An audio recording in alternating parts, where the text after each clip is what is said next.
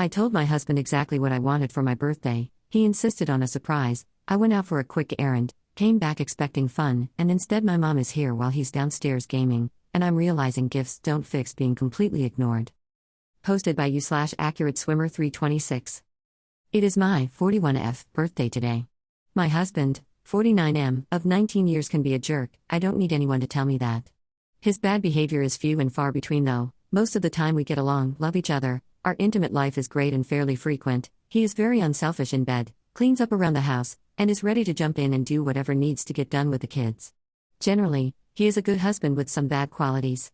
The problem arises when we try to resolve conflict, and he is extremely defensive to the point it's aggressive. Hence my post. Last year on my birthday, I didn't tell him clearly enough what I wanted him to do while we planned the evening. He ended up snapping at me, then refusing to speak to me, and I ended up crying while driving myself and our kids to the trampoline park. That's where I wanted to go. I love it, he doesn't. This year I was clear. I said I wanted to do the pool or another type of adventure park nearby, something like Dave and Buster's but also with a zip line. He said, "Oh no, don't plan anything, he has a surprise." While I was out running a quick errand with my daughter today, he told me to come home because the surprise was almost ready. It was that he invited my mother over for the day. My mother and I aren't close. She is emotionally cold and distant to the point she can be rude to me, and he knows our relationship is unfulfilling at best and disappointing at worst. She will sometimes just pretend I'm not speaking and start talking to someone else while I am mid-sentence. We don't spend time together, and my husband doesn't particularly like her either. So far, he has spent the day giving us 20 minutes at the table having cake, then he went in our hot tub alone. Now he's downstairs playing video games. I'm stuck here with my mom, who will probably stay until bedtime. I feel like my day is ruined again, and I'm seething mad. In all fairness to him, he bought me flowers and several pieces of Coach jewelry, even though I don't wear jewelry, which he knows. I feel like he threw money at it, invited my mom to babysit me, so now he can do what he wants. How do I bring this up without causing a raging argument? I feel angry and overlooked. I feel like I was handled and then bailed on. Please give me some blueprint for how to handle this. Relevant comments. Commenter 1, that, my dear stranger, is total nonsense. That's not a birthday, that's punishment with a consolation prize. May I suggest that you plan your own birthday celebrations going forward? He should not contribute anything at all. Happy birthday and sorry. Ops response, thank you. I tried to plan it. That's when I was told not to because of said surprise. I guess I need to plan it earlier and more forcefully. Commenter 2, next time tell him, no, I will plan my birthdays. He 100% knew he screwed you over and bailed on you. He chose this. You told him what you wanted, and he decided to do something miserable and bail on you. Does he even love you? Are there other issues? Ops response, I'm not sure. I think he wants to love me. Being a family guy is important to him after having no dad in his life growing up. Does he love me? I don't know. We get along well 99% of the time, but I don't force this issue anymore. His work keeps him away a lot of the time, so I live in a sweet little bubble with my kids. I am close with them, even the teens. I try to let them and my religious faith meet all my needs. That's difficult when I feel actively hurt. Update 1, one day later. We spoke about it today. It began with some defensiveness but calmed down after a few minutes to regroup. His answer to me was that in mentioning how good my mom was doing in her grieving process, he interpreted that to mean my relationship with her was doing well. He actually invited my sister and brother-in-law, who couldn't make it at the last minute. She is late in pregnancy and has frequent migraines now. It wasn't just my mom, which makes way more sense to me. I told him I was disappointed. He asked if I wanted to go out Friday to a movie and dinner. I said no, I want to do the water park, so he agreed. He is presently on the website to buy tickets.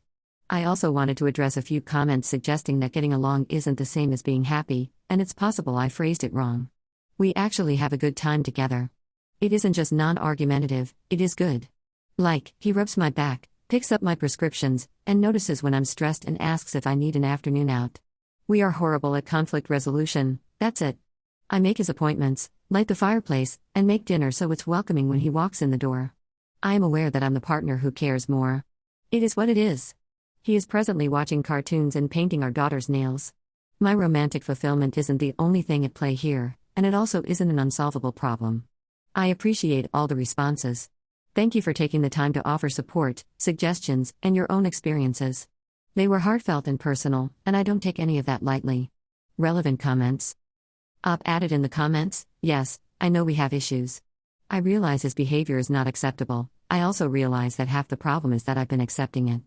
As pathologically defensive as he is, I'm pathologically averse to conflict. I'll eat something for 10 years because I am scared to say anything to anyone. This is not just him, it's my whole family. I'm a product of my environment too. Commenter: how is her husband around holidays? Ops response: no, he's usually pretty decent about holidays. He stays up to wrap all the presents. I make a house full of rhyming clues for the kids to find their Easter baskets and Christmas stockings, which he gets into if he's home. When I said idyllic little bubble, I meant it. Abandoned kid, never saw anything like this up close, so he learns as he goes. He has had to relearn everything that ever helped him survive, and he's gotten past a lot, mostly through counseling and recovery programs. I want to make this as balanced as possible, because I hate stories that paint one person as a hero and one as a villain by cherry-picking information. I'm aware his faults regarding his temper are extremely toxic. This is a person with good traits who will see a single mom and her kids in line at Subway and slip the cashier enough to buy their whole meal without breathing a word that it was him, and who cut my dad's lawn an hour away when his heart condition made it impossible to walk across the yard. He is ready to apologize after he realizes he screwed up. He doesn't gaslight me or blame me later. Update 2, 11 months later. I'm about to turn 42, so time for an update. This past year, we got to a point of no return that forced us into counseling. It has been nothing like I thought it would be. The program itself requires you to stay in your circle, which means you can only answer the questions in the material about yourself, like your habits and beliefs. Like I explained before, my religious faith prioritizes faithfulness, humility, and self-denial in marriage, but as it turns out, codependency is not a sacrificial value. It's just being a self-aggrandizing martyr and stepping over all the other boundaries God sets for married couples. My biblical advice would be to not. Forgiveness and patience are good, but being a doormat who is allowing wrongdoing in your home is not.